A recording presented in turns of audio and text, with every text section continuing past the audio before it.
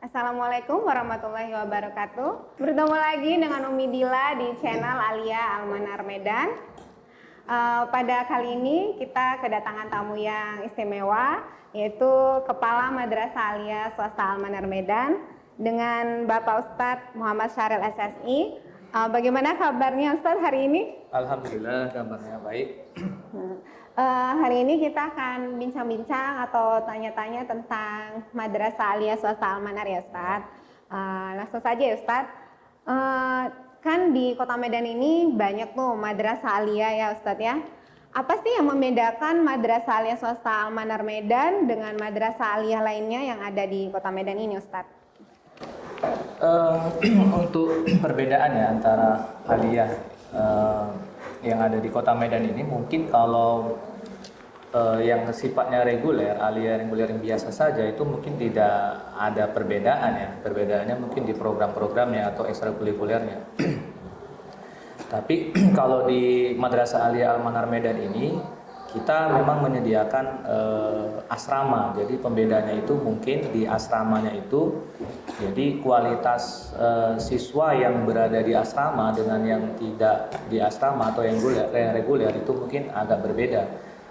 Contohnya misalnya kalau yang dia berasrama itu kan nanti setelah mereka mengikuti pembelajaran yang reguler, mereka ada tambahan gitu. Jadi ada program-program tambahan yang khusus untuk yang berasrama. Misalnya kalau untuk tahun ajaran baru ini mungkin kita bekerja sama dengan Kampung Inggris yang ada di Kediri. Nah, jadi ke depannya kita mungkin untuk santri yang berasrama itu selama 3 bulan pertama dia tidak mengikuti pembelajaran reguler ya, tapi hanya fokus untuk belajar bahasa Arab dan bahasa Inggris. Nah, jadi perbedaannya dengan Alia yang lain, kita itu yang menonjol itu di asrama ya, santri yang berasrama selain akhlaknya lebih bagus, itu kemudian mereka minimal itu setelah tamat dari Alia ini 5 juz mereka hafal. Kemudian siswanya yang berasrama itu jauh lebih mandiri. Oh gitu ya Ustadz ya. Mungkin perbedaannya bisa aja, tapi kalau untuk program bidang studinya, ekskulnya mungkin hampir sama dengan Madrasah Alia yang lainnya. Oh gitu Ustadz. Pastinya kan Madrasah Alia ini udah banyak ya Ustadz alumninya gitu. Apa aja sih yang didapat dari alumni Alia Almanar ini Ustadz setelah mereka tamat nanti gitu? Yang didapat dari alumni Almanar ini yang baru tamat ya, kemungkinan besar kalau yang cerdas, yang pintar itu mereka itu kita kirim untuk jalur undangan masuk ke perguruan tinggi negeri ya. Jadi kita kirim ke USU, ke Unimed, kemudian ke WINSU. Nah, alhamdulillah kita setiap tahun itu memang selalu ada yang lulus jalur undangan. Oh, gitu kemudian yang didapat lagi itu karena kita berfokus pada pembinaan akhlak, mungkin alumni dari Madrasah Alia Almanar ini jauh lebih berakhlak. Kemudian itu tadi memiliki hafalan hafalan Quran itu 5 juz, kemudian jauh lebih mandiri. Oh gitu ya Ustadz ya. Berarti ya alumni di Alia Almanar ini berkualitas insya Allah ya Ustadz ya. Akhlak dan pengetahuannya ya Ustadz. Berarti tentunya diajar oleh guru-guru yang juga berkualitas. Bagaimana tuh kualitas guru yang mengajar di Madrasah Alia Almanar ini Ustadz? Untuk kualitas guru, kebetulan kita kan ada seleksi ya. Oh gitu, jadi seleksi guru itu kita memang mengutamakan guru-guru yang sudah memiliki pengalaman mengajar itu lebih lama. Oh iya. Yang mumpuni, yang profesional di bidangnya masing-masing. Nah, jadi memang kalau dari segi kualitas ya insya Allah guru-guru yang ada di Almanar itu kualitasnya baik. Oh iya. Tentunya kan antara kepala madrasah, majelis guru, dan pengurus yayasan juga memiliki pembagian kerja masing-masing ya Ustadz. Itu bagaimana Ustadz? Bisa Ustadz jelaskan? Oh, kalau pembagian tugas ya, tugas antara pengurus yayasan, kemudian kepala sekolah dan guru ini sangat jelas ya. Artinya di sini yayasan itu hanya mengurus masalah sarana dan prasarana. Gitu ya. Nah, kemudian kalau untuk teknologi pendidikan itu memang diserahkan sepenuhnya oleh kepala sekolah dan majelis guru. Dan di sini pun pengurus yayasan itu tidak pernah mengintervensi masalah pengelolaan pendidikan. Jadi semuanya full kalau masalah pendidikan itu diserahkan oleh kepala sekolah dan guru. Oh gitu ya Ustaz. Jadi kan gini Ustaz, kalau di Madrasah Alia kan berarti bukan hanya kegiatan belajar mengajar reguler aja, pasti ada ekstrakurikulernya ya Ustaz ya. Iya. Apa saja Ustaz ekstrakurikuler yang ada di Madrasah Alia Al-Manar ini? Kalau untuk ekstrakurikuler ya, jadi ekstrakurikuler itu kita ada ekstrakurikuler yang sifatnya wajib. Wajib ini dalam arti walaupun dia ekstrakurikuler, tetapi siswa ini diharuskan untuk ikut. Jadi salah satu contohnya itu ekskul tahfiz, ekskul tahsin, ini wajib. Wajib Jadi ya Ustaz. seluruhnya siswa itu wajib untuk mengikutinya. Kemudian pramuka itu juga wajib. Nah di samping ekskul wajib kita juga ada ekskul pilihan.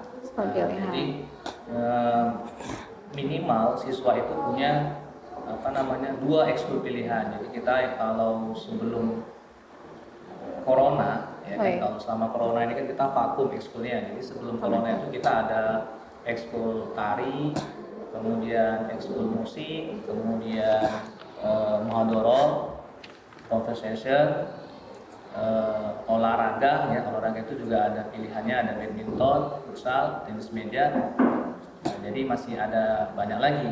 Jadi itu yang pilihan dan siswa itu maksimal 2. Jadi selain ada ekskul wajib juga ada ekskul pilihan. Jadi itulah ekskul. Berarti ekskulnya saat ini berjalan cuman karena masih corona dihentikan dulu ya Ustaz ya. Tadi Ustadz bilang kan di Madrasah Alia itu ada pendidikan tahfiz atau hafal Quran ya Ustadz. Apa saja yang sudah dihasilkan dari pendidikan itu Ustadz? Kalau untuk tahfiz tadi ya, tahfiz atau hafal Quran, karena kita untuk yang reguler itu menjadi ekskul wajib, ya, ekskul wajib. Jadi kedepannya memang kita minimal itu 5 juz dikuasai siswa setelah tamat dari Alia. Tapi alhamdulillah memang kita sebelumnya itu ada yang hafal 5 juz, ada yang 10 juz, bahkan sudah ada juga sampai 18 juz.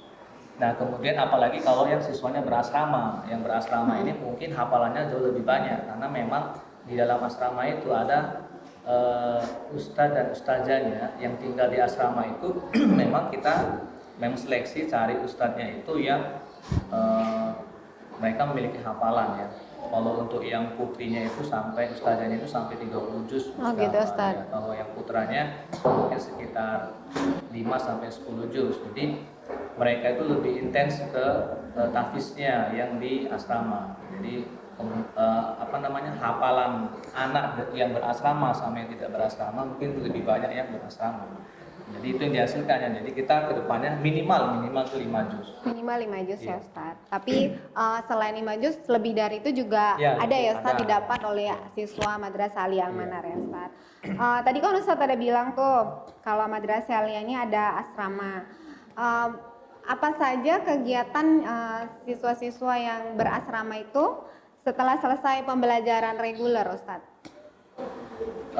Jadi siswa yang berasrama itu kan dari pagi sampai siang mereka kan mengikuti sistem pembelajaran yang reguler. Setelah itu baru mereka program pesantrennya atau program asramanya. Jadi kalau setelah program yang reguler mereka mengikuti pelatihan untuk bahasa Arab, kemudian bahasa Inggris, kemudian ada juga kaligrafi. Kalau malam itu bisa mufodatnya ada, kemudian latihan ceramahnya juga ada, tahfiznya juga ada. Sore juga mereka berolahraga. Nah, jadi mereka itu sampai jam 10 malam untuk kegiatan itu ada terus. Nah, kemudian kalau Kamis malam atau malam Jumat mereka itu dilatih untuk baca Yasin, tahtim, tahlil untuk masing-masing untuk memimpin ya, membawakan eh, yasinan itu. Jadi kedepannya juga setelah tamat dari alia ini mereka bisa melakukan baca yasinnya, tahlil bersama doanya. Saat ini kira-kira ada berapa Ustadz jumlah siswa yang tinggal di asrama? Apakah ada pembatasan terhadap jumlah siswa yang tinggal di asrama ini Ustadz? Kalau siswa yang berasrama, kita memang yayasan menginstruksikan maksimal itu 40. 40 orang ya? Karena tempat asramanya itu yang terbatas. Oh begitu Itu Ustadz. salah satu alasan tempatnya yang terbatas. Yang kedua, agar kita lebih fokus, lebih fokus dalam mendidik anak atau siswa yang berasrama. Kemudian lebih mudah diawasi. Kalau terlalu banyak pun, ya kita susah untuk mengawasinya. Jadi memang kedepannya apa sih tujuannya? Kenapa kok dibatasi ya Ustadz jumlahnya? Jadi supaya lebih fokus dan nanti kedepannya lebih berkualitas. Karena emang target kita yayasan menginstruksikan anak asrama ini nanti kalau sudah lancar bahasa Arab, bahasa Inggris, kemudian dari segi finansial yang mereka mampu, diusahakan untuk melanjutkan pendidikan di luar negeri. Oh begitu ya Ustadz ya. Berarti targetnya sampai ke luar negeri ya Ustadz? Iya. Iya. Ini pertanyaan terakhir Ustadz. Iya. Apa sih pesan-pesan Ustadz bagi masyarakat ataupun orang tua yang anak-anaknya tuh akan menamatkan SMP ataupun MTS agar mau melanjut ke Madrasah Aliyah Swasta Al-Manar Ustadz? Jadi pesannya, daftarkanlah anak-anak bapak atau ibu yang baru tamat SMP atau MTS ini ke Madrasah Aliyah Swasta Al-Manar Medan agar kelak anak bapak ibu ini memiliki akhlak yang baik, menjadi anak yang soleh. Karena kami telah berbuat apa yang orang lain belum banyak berbuat. Sekian wawancara kami dengan Kepala Madrasah Aliyah Swasta Al-Manar Medan. Terima kasih Ustadz atas waktunya. Assalamualaikum warahmatullahi wabarakatuh. Waalaikumsalam warahmatullahi wabarakatuh.